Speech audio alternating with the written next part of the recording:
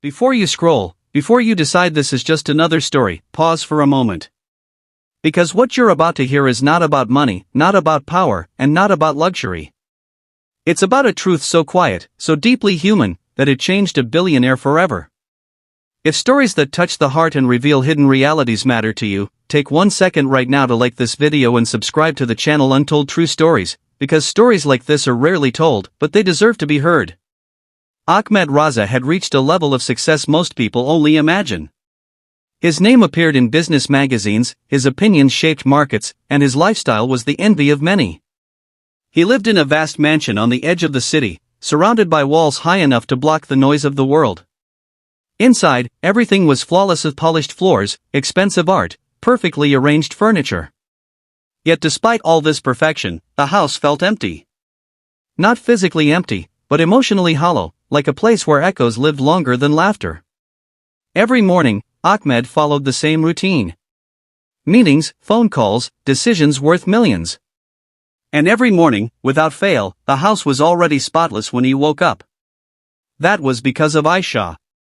Aisha had been working in his home for more than 25 years. She was old now, her back slightly bent, her hands rough with age and work. She spoke softly, rarely made eye contact, and never complained. She arrived early, left quietly, and never asked for anything beyond her modest salary. To Ahmed, she had always been part of the background, reliable, invisible, constant. But one small detail began to trouble him. Every evening, when her work was done, Aisha didn't go straight home.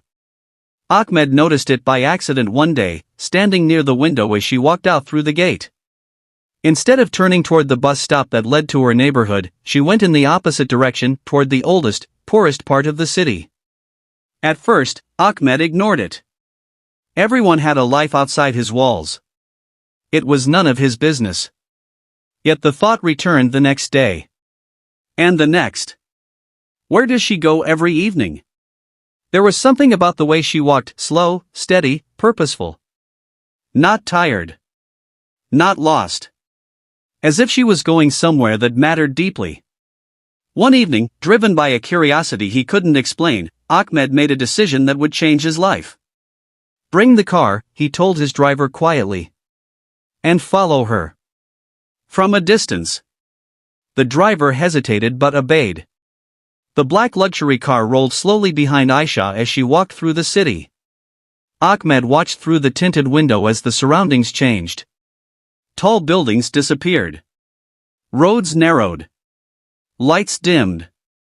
The city became older, poorer, more forgotten. This was not a place Ahmed ever visited. Finally, Aisha stopped in front of a narrow alley and pushed open a rusted metal gate. Inside stood a small, crumbling building. Ahmed stepped out of the car and stood at a distance, hidden by shadow. What he saw next left him speechless. Inside the courtyard were children. Dozens of them. Some barefoot. Some wearing torn clothes. Some coughing quietly. They sat on the ground, waiting. Aisha opened her small cloth bag. She took out food. Bread. Simple meals wrapped carefully. Then books. Old but clean. Then medicine. She knelt down to the children's level. She smiled, not the polite smile she wore in Ahmed's house, but a warm, genuine one. She spoke to them gently, touched their heads, listened to them like a mother listens to her own children. Ahmed felt something tighten in his chest. This woman, who cleaned his floors and washed his dishes, was spending her evenings feeding children with her own money. Money he paid her. He watched silently as the children ate, laughed softly, and gathered around her. This was not charity for her. This was love. The next day, Ahmed couldn't focus on work. Numbers blurred on the screen. Meetings passed without meaning. That evening, he finally asked her. Aisha, he said gently, where do you go after work? She froze. For a long moment, she said nothing. Then she lowered herself into a chair, her hands trembling slightly. Sir, she said softly, 20 years ago, my son studied there. Ahmed listened, silent. He was all I had, she continued. One evening, on his way home, there was an accident. He never came back. Her voice did not break, but her eyes told a story of pain long carried alone. After he died, I felt empty, she said. I promised God that as long as I live, no child there will sleep hungry. I cannot bring my son back, but I can care for others. That night, Ahmed did not sleep. For the first time in his life, he felt ashamed, not because he was cruel, but because he had been blind. He had lived surrounded by wealth while a woman in his own home carried a burden of compassion he had never noticed. Within weeks, Ahmed made a decision. The old building was renovated quietly. New classrooms. Clean floors. Proper teachers. Nutritious meals. Medical care.